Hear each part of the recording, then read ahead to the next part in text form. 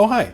I asked my lovely followers for some Nordic questions, and you delivered, because I got 198 questions. I got 198 questions. So I categorized those questions, and now we're going to try to answer the most commonly asked questions about the Nordics. Also note, I don't know everything, so I'm going to try to answer the questions, but note that it will be my experience. Your experience will be different. Question: why don't you like Denmark, or Norway, or Sweden, etc., etc.? This is a series of questions that I like to call Sibling rivalry. I don't dislike Denmark. Denmark is totally fine. But the thing is, all of the Nordics have a history of liking each other and then going to war and then liking each other, etc., etc. But the thing is, like, we will have arguments, and there's probably things that we don't like about each other, but in the end, we are family. So anytime you would see something like this or a question asked like this, think more sibling rivalry, not hatred. Next, how many hours of daylight can I expect in Tromsø in the beginning of November? Beginning of November, a few hours. End of November, 0.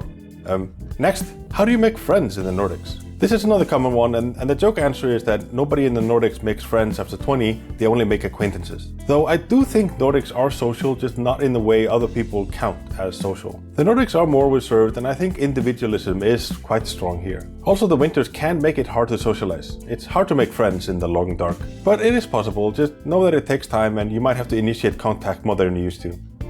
Next, is Hug a Nordic Day a thing, or is it just my Nordic friends that are doing it? I've never heard of that. Is it every day, or is it just how your Nordic friends want to get a hug? I don't think Nordics are big huggers. Maybe they like you. Maybe they like you. So, I expect a wedding invitation soon. Next, how bad is the weather, really? It does get cold in the Nordics, and there are some northern parts where the weather can get really, really bad. And due to the Gulf Stream, parts of Iceland and Norway can get really windy and really rainy. But southern Sweden and most of Denmark can get really nice summers, and the winters only have a little bit of snow. The classic Nordic saying is, there's no bad weather, only bad clothing. So bring sunscreen, umbrella, and winter boots. You'll do great. Next, if I visit Nordics in the winter, do I need to be a good skier? No, but you might make some friends that way. See, it's all connected. Next, how can I learn a Nordic language? Well, I'm gonna be boring and say it's a large variation of good exercises for a long time. There's no fast way to learning, like really learning takes a long time. See my video called Learning the Wrong Way. And I think moving there also helps a lot. Okay, next, I want to move to the Nordics. How do I do that? Well, my first question to you is, why?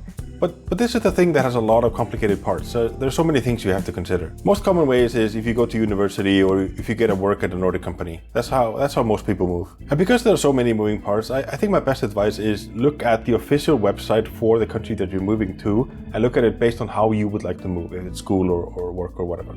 Okay, next, where are the polar bears? Well, Svalbard and northern Greenland, and sometimes they float to Iceland on little ice sheets, but they don't stay for a very long time, sadly. Next, why does Danish sound like that?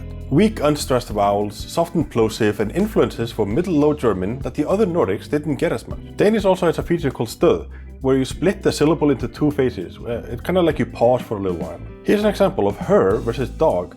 Hun. That pause is very common in Danish. Oh, wait, you want the silly answer? Potato. Okay, next, can Shetland, Estonia, Netherlands, Scotland, and Minnesota join the Nordics? Sure. I've actually never understood Netherlands like for the Nordics, but I'm not the UN. Welcome to the family. Next, is depression really that high in Iceland? The Nordics are usually ranked high in the happiest country list, but sadly the depression rate is usually high as well. But according to WHO estimates from 2017, Iceland is lowest on the list of the Nordic countries, so that's good at least. And if you need help, please talk to someone. Thank you. Next, where do the Nordics go on vacation? Well, the Norwegians usually go to their hytte, but the Nordics usually go to Sibling, which is Spain, France, Italy, those kinds of things.